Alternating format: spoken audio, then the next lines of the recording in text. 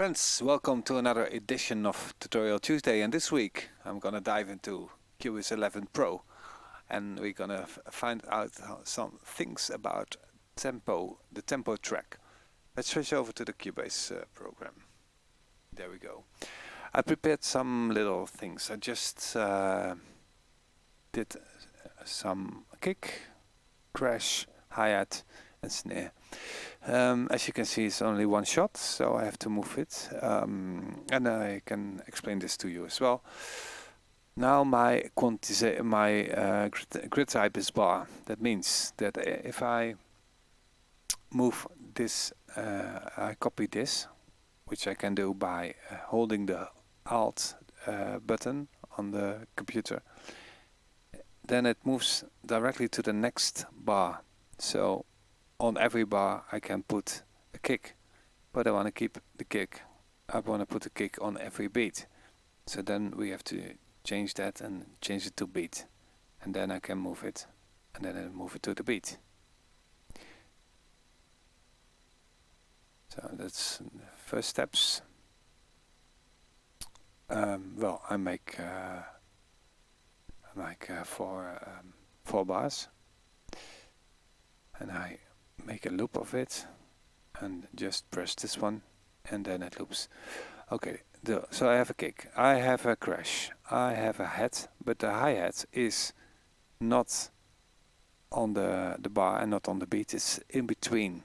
So then I switch here to the quantization, check if this is at least 1/8. Now it's 1/16. So that's okay, and then I move the hi-hats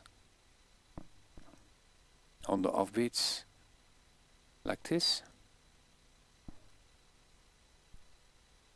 It's easy, but I'm doing this for so many years. And then the snare. Put the snare on the second and the fourth beats and do that again and make this a little bit shorter. It's too long. And again. Like this. Making it shorter, making it longer, it's very easy. Make sure that you have normal sizing. You do that by pressing both your mouse buttons at the same time, and then this opens. And normal sizing, then you can size the audio file. What happens is when you apply time stretching, then it moves into each other and out of each other, like this.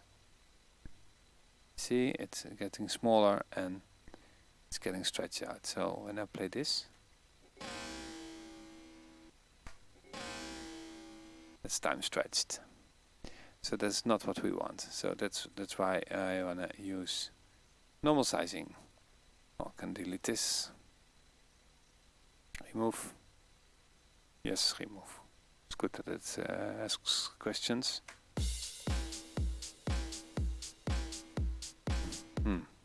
I don't like that snare drum. I'm gonna change it for something else.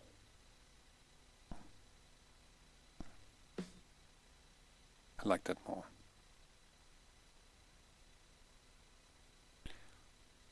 Like this, and this, and this. Okay. Huh? Something's wrong.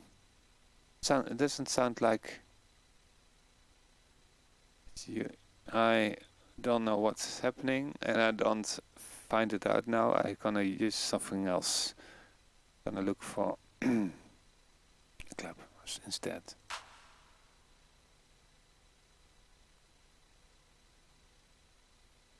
Is this okay? Yeah, the clap is okay. Well, then I put this on the counts and here and here, and then we have a little beat.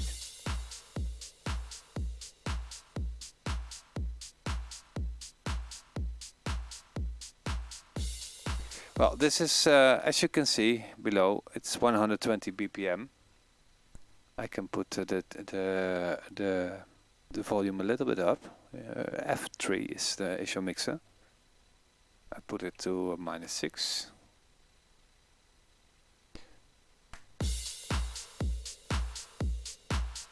Okay, and I was saying, in this week we're gonna work on tempo track, on the tempo.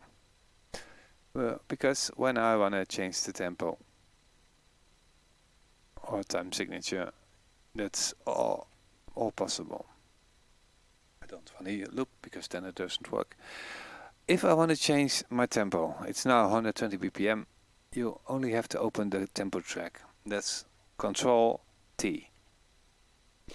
And then you have the tempo track, and you see this line is the tempo. The track is on. It's now 120. So when I want to do it, that it goes in the third bar, it goes to 150, or well, let's say 140. We can do it like this, and now it jumps. So in bar 3 it jumps to 140, and in let's say in bar 7 it jumps to 77. Just example. I'm gonna play it now. I want to see tempo track still, because then you can see what's happening. You can see it.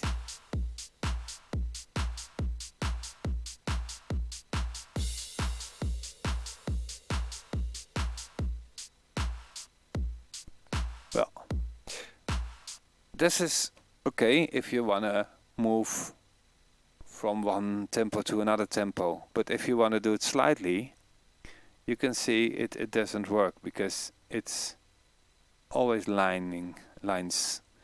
So then you have to do a ramp, and then you can make a nice sliding tempo change. Like for instance, now I go from 120 to 180 BPM. Let's start.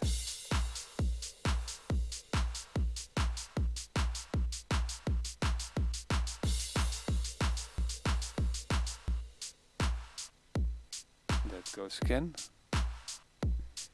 So the tempo track, it's all Control T, Control T, show and hide, and here you can make steps or a ramp to change this. You can just draw it with your mouse. It's very easy. I think that's all I want to say this week. It's a short one, below the 10 minutes. So yeah, hope to see you next time on another Tutorial Tuesday. Thank you for watching, and my name was Bas Gunner from the electronic music band NRG. Find some more info about me on nrg-music.com. See you next time. Bye bye.